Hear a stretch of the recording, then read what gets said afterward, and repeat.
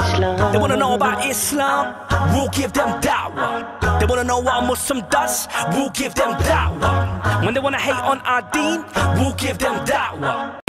كن فريدا عش بفخر في الحياة لا تبالي. When humans then, when people like yourself, slavery is bad, what were the mental status and morality of the people 300 years ago, 200 years ago? Your assumption is they are immoral people. The West and the East, right? The whites and the blacks. The Muslims and the non-Muslims. I'm just speaking about Excuse me, I'm talking, thank you. So your assumption is, when we talk about 200 years ago, 300 years ago, all the people in the world were immoral people, immoral. People became moral person only in this century when they signed the contract, let's not have any slaves. So my question would be for you to answer. 300 years ago, were people that bad, immoral, when you have suddenly in 100 years' time become a very good person, very good moral person, a moral agent, when for last 1200 years, yeah, when we talk about compared to Islam, they did not come together to sign a contract and say, let's abolish slavery. Slavery has been abolished by the moral people of the 21st century. That's one thing. Which is actually true. Hang on. What you need to answer to the whole world, to me personally now, were people immoral then and what made them moral? What was the moral shift? What was the paradigm shift in their morality thinking, in their thought processes? Suddenly they thought, it's immoral, it's bad, let's abolish it, but it's okay then. So going back to the issue why Islam left it like this, is because slavery was everywhere, in all societies, whether it's in Rome, in Greek, in Persia, you name it, is everywhere. So even if Islam totally abolished slavery in Arabia, and when other people are attacking and so on, and they will capture you as their slaves and so on. So you can't just change the status quo of the whole world just like that. It requires change. So people have gradually have come to the point by political authority, not social authority by a priest there or a monk there or an atheist secularist if they existed back then, somewhere there, and they said, there you go, we want slavery to be abolished. No, it required political authorities to come together to sign legally binding or morally binding or whatever kind of binding. So that people say some kind of binding now is as slavery. So yes, Islam may not have done so because in the wisdom of Allah, as we understand, this requires a process of change. And it will come if you follow this process. When Muslims, whenever you commit a mistake, a sin, Allah says, Fakku raqaba, free a slave, free a slave, free a slave, free a slave. Why? Because that's how you're going to make the slavery outside system, and you are in your mindset that slavery is not to people, not to another man. Your slavery or slavehood. Okay. Can I say something then? Not finished yet. Not finished yet. 28 years it took you to. Because you're preaching to the people. I'm talking to you. I'm talking to you. So as you realize, Islam says slavery only to Allah. If at that time there was this political situation where people are captives of war, did you know? I'm sure you knew. If you've forgotten, perhaps it's gone outside your thought processes. You cannot take slavery just because you want. You just go in there, grab someone and make you slaves, like what we have seen happening today in certain extreme people's mindset. That's not the case. The only way slavery was when it has a captives of war. What do you do with captives of war? Either in that times you kill them. There wasn't systems of imprisonment like you have today, and whole prisons are full of people, hundreds, thousands and millions, and they don't get reformed. They come out even better thieves, better criminals, better murderers, better serial killers, better rapists. Islamic system was, the systems were, you can either free them if they're able to look after themselves, be able to go into the society to take care of themselves, integrate into society as a free man. If they're not able to, you retain them within your family, take them as your brother, feed them like you eat, clothe them like you clothe, call them not like a slave, but honor them, dignify them, that they are also servants of Allah. Don't treat them harshly. All of these conditions have changed. That's why Islam has no place of slavery. We don't even call them slaves. Why? Slavery is not an Islamic phenomenon. In Islam, they are not even called slaves, which you should have known very well. We can't call them slaves. Historically, it's wrong what you say. Yeah. Perhaps you don't know much about history. Yeah. Unfortunately. Can I finish now? Write down. Do you want pen and paper? Write down your thoughts if you want to. I can give you mine, right? Thank you. So Islam took them back in society so that they can then be incorporated into the society, live their life. Those people who were knowledgeable, who are literate, they were employed as teachers to teach others, and they can gain their freedom. So they were given all the means to gain their freedom back into the society. It has always been the case of Islam. The treatment that you find in other societies when they talk about slaves is like, oh, you know what? If a slave was to do this, kill them, butcher them, torture them, Islam has nothing of that. You cannot do anything like that. So when we find in societies where, it says, if you harm someone, that's it, he's your slave, he's your property. Islam has no treatment like that. So this is what I'm going to say in my summary, that Islam made room of a process to come forward so that this slavery will take its own way of getting eliminated. If it doesn't get eliminated, for whatever reasons, Islamic solution is there, that you cannot mistreat them. The solution is there, that you have to look after them and you have to do as what humans do. Unlike other systems where, oh, he's my slave, she's my slave, and you whatever. So the scholars have said, which you should have read them, that if there is a war happening and so on, and people are still taking slaves, you don't have to take them as slaves, because this is a choice between several options by the Islamic ruler. They don't have to. Somehow you think like, if the situation arises, you're going to have to make them slaves because it's mandatory. It's not mandatory. If you look at many of the laws Islam provides, the laws are optional. So you excommunicate them, you banish them to another land, you confine them to the houses, you fine them, and you do this. There are lots of options. There are only a handful of situations, what we call crimes, hudud. There are only a handful for which there are fixed penalty. Everything else, everywhere else, the solutions or the penalties are ta'dhir, or something that is discretionary, which the judge, the ruler, can decide. Okay, what do you have to say in response?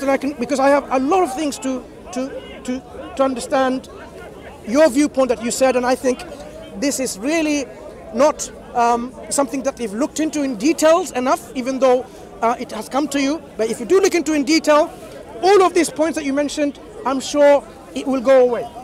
Absolutely not, because I've done my own research.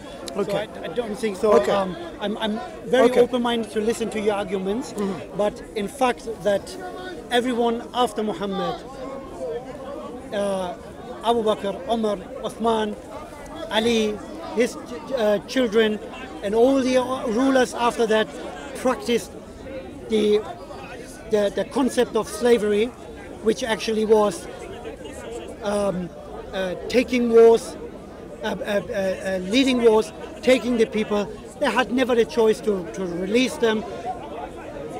Slavery was a big business, and that's why Muslims always preferred take people as their personal house slaves, sex slaves, and use them. Even Muhammad done it, isn't it? How many sex slaves Muhammad had, or how many slaves Muhammad owned, apart from his wives? Female slaves he used and slept with. Was slavery abolished during the time of Abu Bakr and Uthman and Ali radiallahu anhum ajma'in in other cultures? Yeah, because Islam has never lifted slavery. You did not understand my question. And that's why. My question to you is, was slavery abolished in the neighboring societies and nations and cultures? I would say no. No. But is it right? Is it not a great weakness of Islam that Islam was not really concerned about slavery? Islam was very concerned on the very good treatment of human beings. Has it is it any kind of high moral when a human being owns another human being? Has it anything to do with moral? If the practical situation necessitates that there are human beings under your control and authority, what should be the way of your interaction with that individual? Treat them like your own property and do as you please, or treat them like a dignified human being? I would treat him as a free person. I would not even When freedom, this look, person. this freedom is not cheap, my friend, which you perhaps misunderstood. Freedom, it took nations a very long time to earn that freedom, right? Freedom of the people from slavery. Which is actually another point why Islam, with its internal morality, is wrong, because morality is changing all the time. And then if you say that actually Islam has given all the options to free slaves, then when was the moment Islam has given this final option to everyone, so that Muslim understands don't take slaves anymore? But the history is proving you wrong, that slaves was the main business of Muslims over the 1,400 years, and was actually a very high business in the last century until the 60s, especially in the Gulf states. So when was the point Muslim could understand that slavery is bad? Which Muslim country, brother, thank you, sorry. Which Muslim country is taking slaves now? Can you name them? Start with, which Muslim country is taking slaves now? It starts already from North Africa again, Yemen and Libya, for example. So a Muslim country... They create new markets. Excuse me. ISIS has taken slaves straight away. I'm going to ask you the question again. ISIS is a fringe extremist group. Absolutely, very authentic Muslims.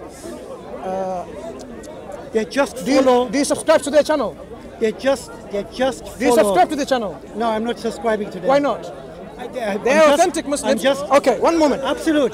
Do you learn from them? Taking slaves is Do you learn from them? Are you learning from them?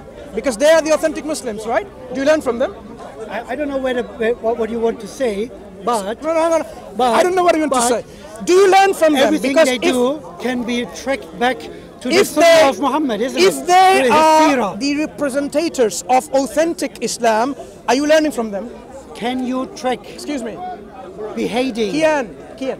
Enslaving people back to my question to you, my friend. My question to you, my friend. To the beginning of Islam. Can you track this back? If in your opinion, they represent the real Muslims. No, they represent authentic Islam. Oh yes, sorry, authentic Islam. Not real are you Islam. learning? I know everyone Are claims you learning from Islam them? Are you learning from them? Are you learning from them? Stop this nonsense questions. It's not a nonsense question. Why would you learn from me, a non-ISIS supporter, non-ISIS individual? Why would you learn from the Sunnis and the Shias and the Zaydis and the Rafidis? Different groups, Muslims, sectarians, Orthodox, non-Orthodox. Thank you for telling that. Wait, because none of them... Can you see the conflict in your religion? Excuse me. How many sects are existing actually? You missed my point, because I haven't finished my point. You just come Could up you let me finish my your point version first? of truth. Excuse me. Kian, a good discussion only happens when you allow the point to be made. No, what I want to say is... But I haven't finished my point. Maybe that's the problem. You don't... Whenever you go, you want to learn something. This is a very old story. You always listen. You always have to. Even when I'm trying to explain give me a chance to finish my point, you interrupt even there. So maybe that's the reason why you were never. Brother, one moment. Let's have one discussion. I'm sorry. Yeah.